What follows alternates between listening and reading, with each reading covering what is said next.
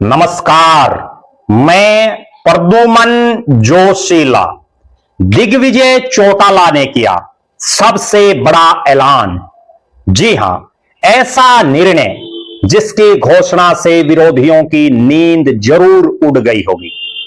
जी हां, दिग्विजय चौटाला जननायक जनता पार्टी युवा विंग के प्रदेश अध्यक्ष।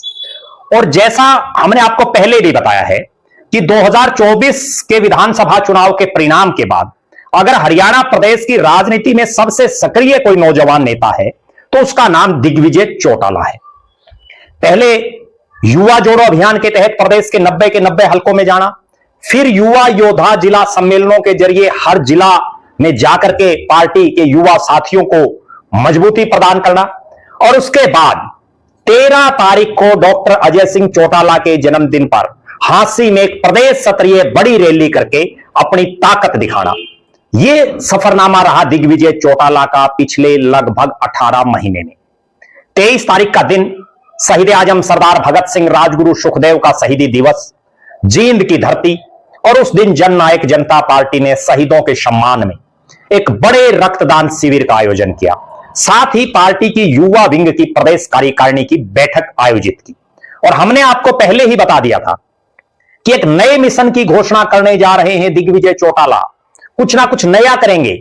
और दिग्विजय चौटाला ने अपने युवा साथियों को संबोधित करते हुए एक ऐसी घोषणा कर डाली जिसने विरोधियों की नींद जरूर उड़ा दी होगी। कारण अब तक दिग्विजय चौटाला विभिन्न विधानसभा क्षेत्रों के बड़े बड़े गांवों में जा रहे थे, जिला मुख्यालयों पर कार्यक्रम कर रहे थे। अब दिग्विजय चौटाला ने एक बड़ा ऐलान कर दिया है। 15 मई से हरियाणा प्रदेश के 1000 गांवों में जा करके वो युवा जन जन अभियान शुरू करेंगे।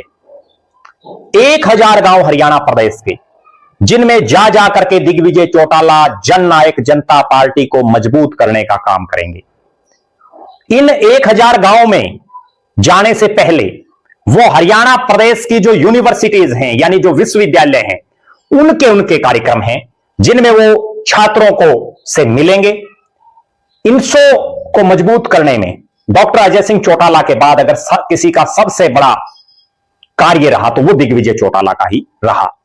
15 मई से जब वो हरियाणा प्रदेश के अलग अलग विधानसभा क्षेत्रों के गांव में जाएंगे, युवा साथियों को साथ लेकर के भारतीय जनता पार्टी की वर्तमान सरकार की जो जन विरोधी नीतियां हैं उनके बारे में लोगों को बताएंगे।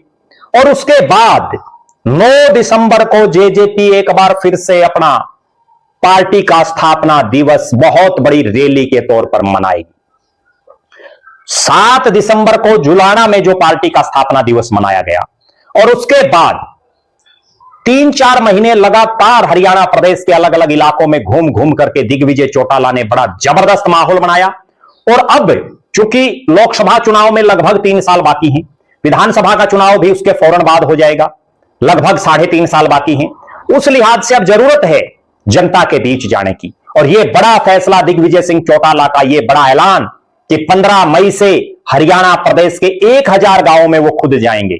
निश्चित रूप से उस समय उन्होंने वो फैसला लिया जब पिछले 18 महीने में हरियाणा में चाहे विपक्षी नेता हो और चाहे सत्ता पक्ष के नेता हो, वो ज्यादातर गांव को टच नहीं कर रहे हैं, कभी कभार जा रहे हैं। और 1000 गांव, उसकी तो शायद किसी दूसरे नेता ने अब तक सोची भी नहीं होगी।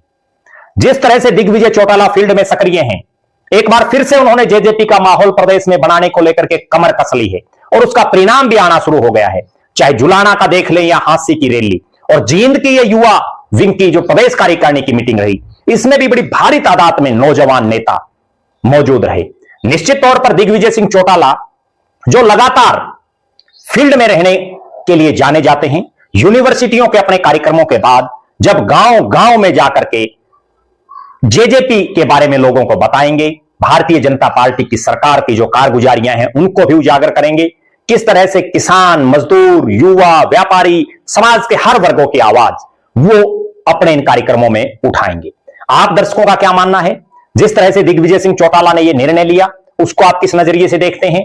जननायक जनता पार्टी का राजनीतिक भविष्य और दिग्विजय सिंह चौटाला का राजनीतिक भविष्य कैसा रहेगा, इस पर भी अपनी बेबाक राय जरूर रखें। हमारी नजरें दिग्विजय सिंह चौटाला के जो ये कार्यक्रम रहेंगे, ये कैसे रहेंगे, इनमें कितनी भीड़ आती है, वो क्या मैसेज देते हैं और लोगों में जेजेपी के प्रति कैसा नैरेटिव सेट होता है, कैसा उत्साह दिखाई देता है, उस पर भी हम अपनी राय आपके बीच में रखेंगे। बहुत बहुत धन्यवाद। आपका अपना प्रद्युमन जोशीला।